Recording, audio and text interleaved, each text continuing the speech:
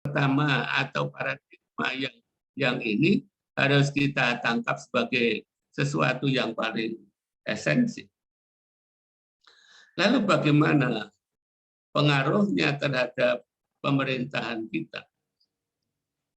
Dan sekalian, tadi citizen friendly kayak gitu. Kenapa kok lahir prinsip citizen friendly yang memberikan peluang rakyat untuk ikut serta dalam rangka menentukan kebijakan negara. Negara harus ramah terhadap masyarakatnya. Negara memperlakukan sama antara negara dengan rakyat. Apa dasar konstitusionalnya? Kita melihat pasal 1 ayat 2 Undang-Undang Dasar 45. Jelas sekali memberikan satu statement kedaulatan berada di tangan rakyat dan dilaksanakan menurut Undang-Undang Dasar. Pernyataan ini sangat tegas. Kedaulatan itu satu kekuasaan tertinggi, kewenangan yang paling tinggi. Jelas sekali pasal 1 ayat 2 memberikan satu pengertian bahwa kedaulatan itu di tangan rakyat. Rakyatlah yang memiliki itu kekuasaan tertinggi, kewenangan yang tertinggi. Yang bagaimana kedaulatan itu dilaksanakan itu harus berdasar Undang-Undang Dasar 45. Jadi rakyat sebagai pemegang kedaulatan tidak begitu saja bisa menggunakan itu. Tapi cara menggunakannya, tata mainnya harus berdasarkan Undang-Undang Dasar. Inilah satu dasar konstitusional, dasar secara yang mendasar di Undang-Undang Dasar kita. Lalu pertimbangan yang kedua, dasar konstitusional yang kedua, adalah pasal 1 ayat 3. Undang-Undang Dasar 45. Di sana tegas dikatakan bahwa negara Indonesia adalah negara hukum. Dua pasal ini, dua dasar konstitusional ini, yang satu mengatakan kedaulatan di tangan rakyat, yang kedua adalah mengatakan bahwa negara Indonesia adalah negara hukum.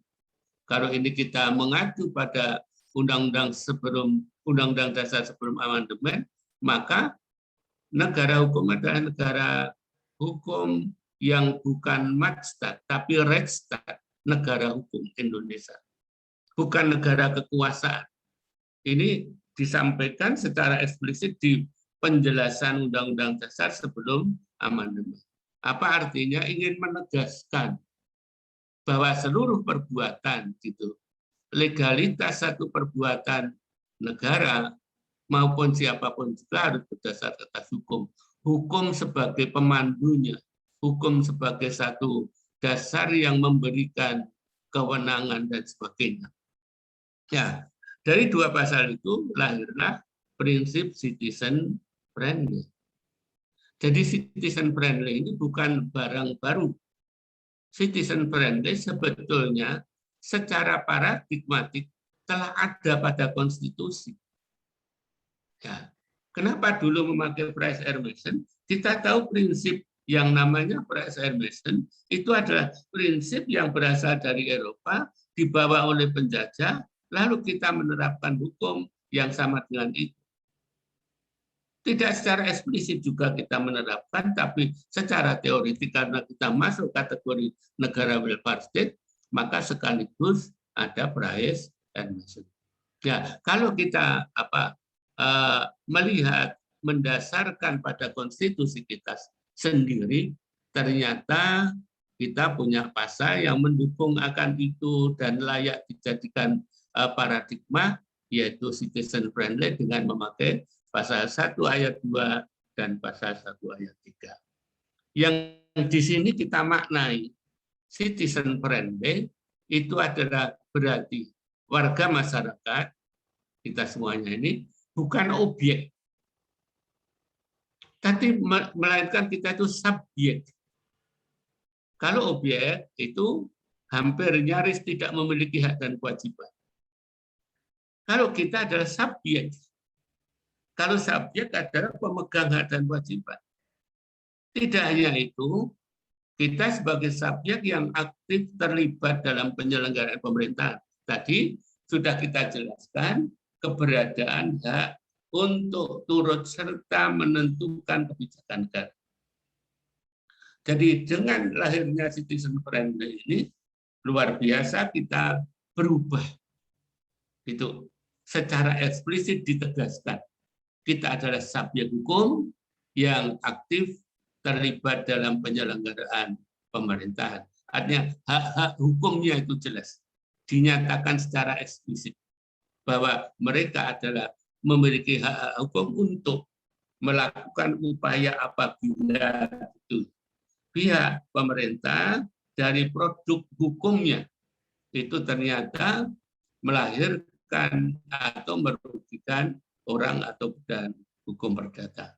Jadi kata simpul daripada citizen friendly adalah citizen friendly itu adalah paradigma yang konstitusional.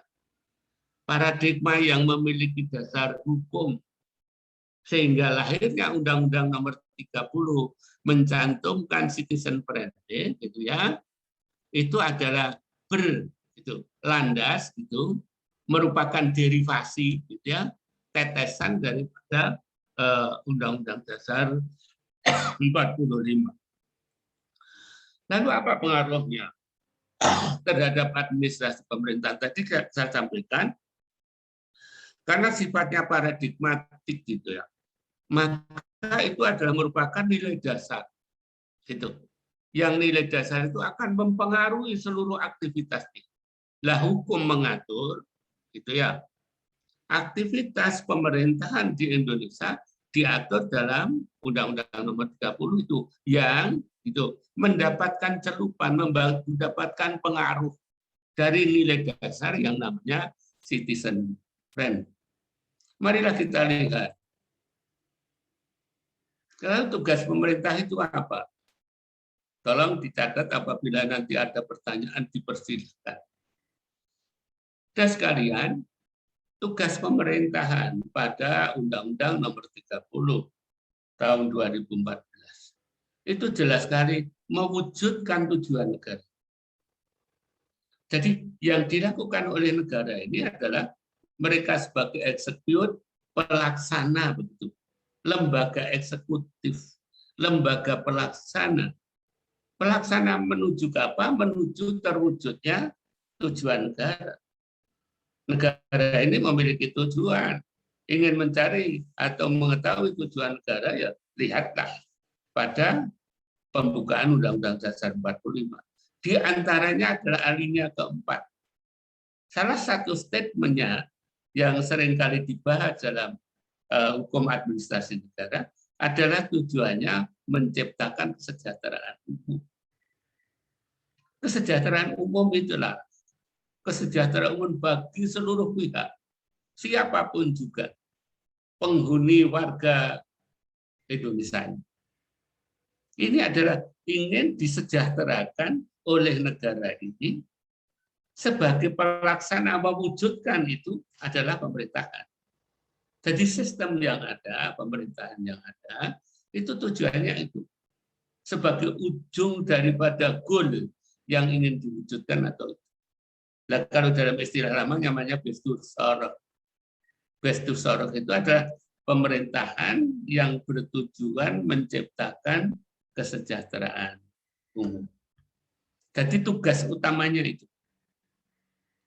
Jadi tolong dicatat, tugas utama pemerintahan itu adalah dalam rangka mewujudkan cita-cita tujuan daripada negara, yaitu salah satunya adalah menciptakan kesejahteraan umum.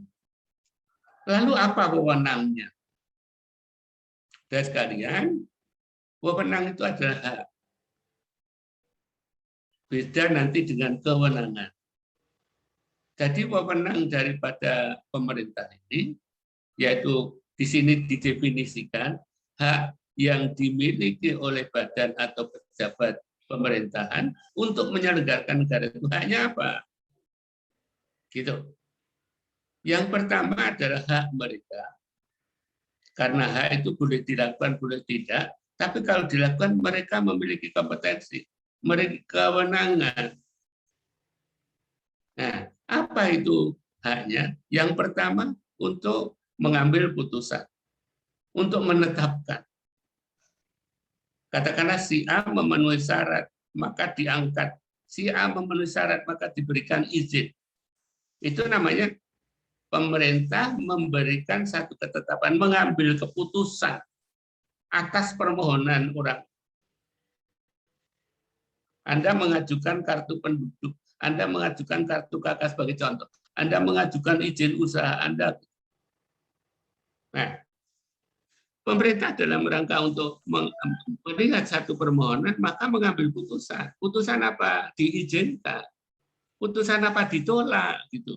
Kenapa ditolak? Karena mereka tidak memenuhi syarat. Yang kedua, mengambil tindakan dalam menyelenggarakan pemerintahan itu. Jadi ada yang namanya keputusan, ada mengambil tindakan. Tindakannya adalah tindakan real. Anda memiliki rumah, gitu, melanggar jalan, Anda memiliki rumah tanpa izin, lalu, gitu ya, karena Anda diperintahkan untuk membongkar tidak dibongkar, Anda lalu pemerintah mengambil tindakan. Katakanlah karena itu melanggar atau mengganggu kepentingan umum, maka dirobohkan, dibongkar, dialihkan, gitu, diangkat dan sebagainya. Anda meletakkan parkir di tempat larangan parkir, diambil tindakan, diderek mobil. Jadi kewenangan negara, saya ulangi, wewenang dalam negara memiliki hak untuk itu. Agar apa? Terciptanya ketertiban, keteraturan hidup bersama dan sebagainya ini. Jadi wujudnya bisa memutuskan, itu ya. Wujud memutuskan bahwa sama-sama parkir, mereka dinyatakan Anda melanggar. Gitu. Kalau apabila tidak dipindahkan sekian jam, maka akan saya ambil tindakan. Itu ada hak. Jadi bisa wujudnya keputusan, bisa wujudnya adalah tindakan. Itu adalah hak. Berarti kalau hak itu boleh dilakukan, boleh tidak. Lalu kewenangan, kekuasaan yang dimiliki oleh pemerintah, badan atau pejabat tadi, badan penyelenggaraan negara itu. Apa? Mereka memiliki kewenangan bertindak dalam ranah hukum publik. Ranah ruang lingkup kekuasaan negara itu, kekuasaan pemerintahan itu dalam ranah hukum publik. Kita paham ranah hukum publik itu ada hukum publik itu sifat hukumnya adalah melindungi kepentingan orang banyak. Anda menggelar dagangan di atas trotoar. Hukum publik mengatakan bahwa itu tidak boleh, karena itu adalah hak pejalan kaki. Maka dagangan Anda diangkut, gitu. Mengangkutnya adalah ranah dalam hukum publik, bukan ranah hukum privat. Gitu. Karena kalau hukum privat itu adalah dalam rangka melindungi kepentingan orang per orang, sedangkan ada kepentingan umum. Anda mendirikan rumah, melanggar jalan. Ini adalah mengganggu kepentingan publik, kepentingan umum. Maka Anda diambil tindakan. Jadi kalau tindakan pemerintah itu adalah dalam ranah hukum publik, itu adalah kekuasaan. Sedangkan dalam ranah hukum privat, pemerintah adalah tidak bisa mengambil tindakan karena ranahnya adalah hukum privat. Itu sama-sama sebagai subjek hukum begitu. Lalu yang berikutnya, dan sekalian, tadi ada kewenangan, kekuasaan. Kekuasaan itu kan sebagai satu basis mereka melakukan sesuatu. Tadi umpamanya katakanlah membongkar bangunan, umpamanya menyingkirkan dagangan di atas trotoar. Itu kewenangan. Dan sekalian, setiap kewenangan, bagaimana pemerintah itu akan menentukan atau mengambil putusan atau tindakan, itu ada syaratnya. Jadi tidak boleh serta-merta. Gitu. Tidak boleh serta-merta. Mereka ada syaratnya. Jadi pemerintah pun dalam berbuat ada syaratnya. Kalau pada prinsip Fresh Air Mason itu kan kebebasannya yang muncul, kemerdekaannya yang ada di depan. Sedangkan ini adalah apabila pemerintah mau menggunakan kewenangan bersyarat. Apa syaratnya? Yang pertama ketentuan peraturan perundang-undangan itu yang pertama. Tindakan ini bertentangan tidak dengan aturan perundangan. Di samping itu ada kata-kata itu asas umum pemerintahan yang baik. Jadi pemerintah harus telah mempertimbangkan dua syarat. Syarat pertama adalah aturan hukum, syarat yang kedua adalah asas umum pemerintahan yang baik. Kalau itu memenuhi dua hal itu, maka kewenangan tersebut boleh dilakukan. Apakah mengambil putusan atau melakukan tindakan? Boleh. Artinya kewenangan itu dilakukan didasarkan telah memenuhi syarat. Syaratnya apa? Dua hal itu. Jadi pemerintah tidak boleh berbuat yang bertentangan dengan aturan perundang-undangan. Dan tidak boleh juga pemerintah berbuat bertentangan dengan asas umum pemerintahan yang baik. Tidak boleh. Nah, kalau kita berbicara kewenangan, lalu kita berbicara tentang sumber wewenang. Nah, pemerintah memiliki satu kewenangan yang akhirnya berkuasa, atau memiliki wewenang yang akhirnya punya hak, itu ada sumbernya. Nah, sumber dalam hukum ini ada yang namanya atribusi. Sumber wewenang yang namanya atribusi. Juga boleh dikatakan sumber kewenangan. Jadi kekuasaan yang dimiliki itu bersumber apa? Katanya pemerintah tadi dalam berbuat harus berdasarkan undang-undang, berdasarkan asas umum pemerintah. Undang-undang mengatakan itu sumber kewenangan, sumber wewenang itu ada yang namanya atribusi. Perlu diketahui yang namanya atribusi, sumber wewenang yang namanya atribusi adalah kewenangan yang bersifat asli. Kenapa asli? Karena kewenangan ini ditunjuk langsung oleh undang-undang atau undang-undang dasar. Jadi kalau kewenangan itu ditunjuk oleh bupati, memiliki kewenangan untuk mengatur daerah sebagai pemegang otonom, ya udah.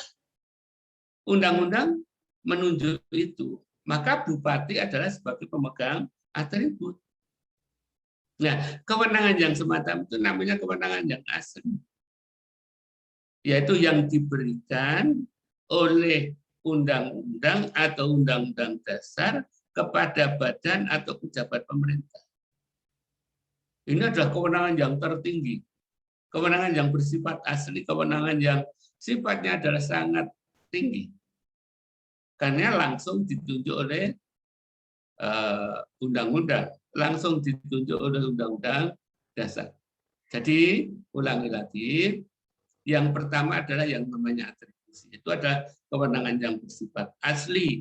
Kenapa asli? Karena ditunjuk oleh aturan perundangan. Yang kedua, ada yang namanya delegasi. Gitu. Delegasi ini kewenangan yang tidak asli.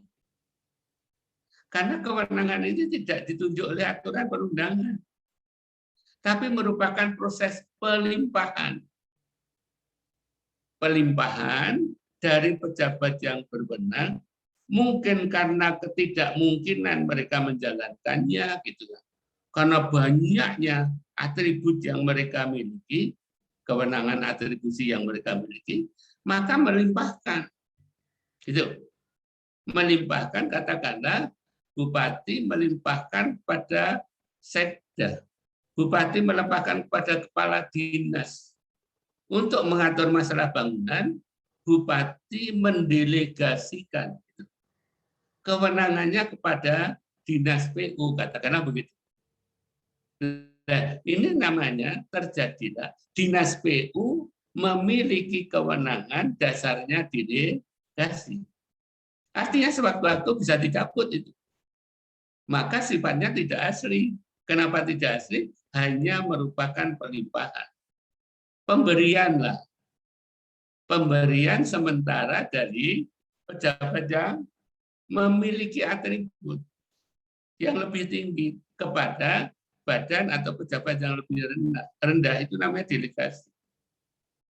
Nah, saudara sekalian, perlu diperhatikan kalau seseorang pejabat telah mendelegasikan, gitu ya, maka tanggung jawabnya atas wewenang itu dan tanggung gugatnya beralih kepada penerima delegasi.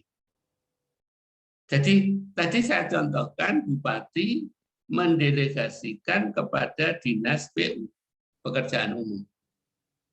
Kalau itu wujudnya delegasi, ini mohon maaf, nanti ada yang namanya mandat, berbeda sekali. Nah, kalau itu delegasi, maka begitu ada surat delegasi, kewenangan mengatur masalah bangunan di Kabupaten X diserahkan pada dinas PU. Begitu ada surat itu, gitu ya, maka bupati sebagai pemegang atribut tadi, kewenangan tadi, menjadi kehilangan kewenangan. Lalu yang memiliki kewenangan adalah penerimanya. Maka, gitu ya, pejabat yang menerima delegasi dapat berbuat atas nama diri sendiri. Karena mereka sudah diberikan delegasi. Jadi delegasi ini sifat pelimpahan yang sangat kuat. Dengan konsekuensi tanggung jawabnya, tanggung jawab itu tanggung jawab sosial. Gitu. Secara sosial mereka bertanggung jawab. Bahkan tidak hanya tanggung jawab, tapi tanggung gugat. Andai ya dinas PU tadi menetapkan satu keputusan yang merugikan rakyat lalu digugat, maka tergugatnya adalah langsung pada pemegang delegasi. Untuk itu nanti hubungannya dengan peradilan tata usaha negara, kalau satu pelimpahan kewenangan itu wujudnya delegasi, gitu ya, maka apabila produk hukumnya merugikan pihak ketiga, gitu ya, maka gugatlah atau dudukkanlah sebagai tergugat penerima delegasi. Jangan digugat bupati. Karena bupati telah kehilangan kewenangan. Sudah berpindah kewenangannya itu. Nah, ini untuk delegasi. Jadi kewenangan tidak asli karena sifatnya pelimpahan, tapi mereka memiliki kewenangan untuk berbuat atas nama diri sendiri. Maka kalau mereka membuat keputusan, ya langsung kepala PU. Gitu. Tidak usah atas nama bupati. Karena mereka berbuat sudah dengan sendirinya ini karena telah mendapatkan delegasi. Ini dalam praktek umum seringkali disalahartikan. Karena di samping delegasi ada mandat. Kalau mandat ini juga kewenangan tidak asli. Kenapa? Karena pelimpahan juga. Aslinya mereka tidak memiliki kewenangan. Maaf, saya mengambil contoh yang sama agar Anda bisa membedakan. Tadi bupati mendelegasikan pada dinas PU untuk mengatur masalah bangunan di Kabupaten X. Sekarang bupati tersebut tidak memberikan pelimpahan yang namanya delegasi, tapi mandat. Lalu bedanya apa? Gitu. Mari kita lihat. Jadi sama-sama bahwa mandat ini juga kewenangan yang tidak asli. Kemenangan yang hasil pelimpahan. Sejatinya gitu ya, hakikatnya yang memiliki kewenangan adalah bupati. Tapi mereka memberikan mandat kepada dinas PU. Nah, di sini bahwa tanggung gugatnya dan tanggung jawabnya tetap pada pemberinya. Jadi kalau mandat itu yang berwenang bupati masih memiliki kewenangan. Dan hakikat pemilik kewenangan itu masih ada pada bupati. Itu. Jadi tanggung jawab dan tanggung gugatnya tetap pada pemberinya, pada bupati. Itu. Maka perbedaannya nanti dalam hal mandat, seorang penerima mandat tidak boleh berbuat atas nama diri sendiri. Jadi mereka katakanlah membuat ketetapan ditandatangani sendiri, nggak boleh. Walaupun mereka mendapatkan pelimpahan dalam wujud mandat.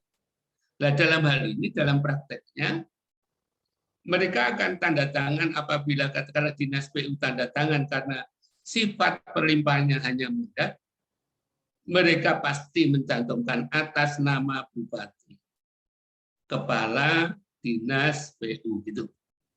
Ini artinya dinas PU itu berbuat atas nama bupati. Kembali lagi, tanggung gugat dan tanggung jawabnya tetap pada bupati. Jadi kalau terjadi katakanlah putusan yang didasarkan atas mandat itu ternyata merugikan kita, gitu ya. Kalau dalam delegasi tadi yang digugat adalah dinas PU, tetapi apabila itu mandat, yang kita gugat adalah bupatinya.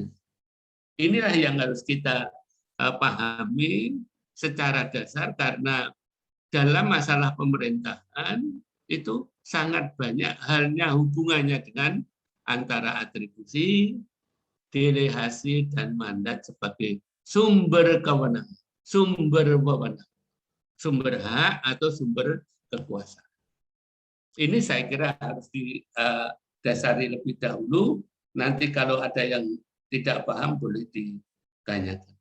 Jadi ulangi lagi, hak dan kewajiban pejabat pemerintahan dalam menggunakan kewenangannya itu wujudnya adalah bisa berwujud keputusan, bisa berwujud tindakan. Ini perlu dipahami. Jadi cara mereka berbuat untuk menggunakan kewenangannya, kekuasaannya adalah dengan cara menerbitkan keputusan atau melakukan tindakan. Oke. Dan sekalian, satu perbuatan yang berupa mengambil putusan atau membuat putusan atau yang sifatnya tindakan itu memiliki syarat. Agar apa? Ketetapan yang diterbitkan itu menjadi sah. Itu ada syaratnya. Syaratnya itu adalah yang pertama harus dipakai dasar, harus berdasar aturan perundangan dan asas umum pemerintahan yang baik. Mengulang yang tadi. Jadi tidak boleh mereka itu leluasa menggunakannya.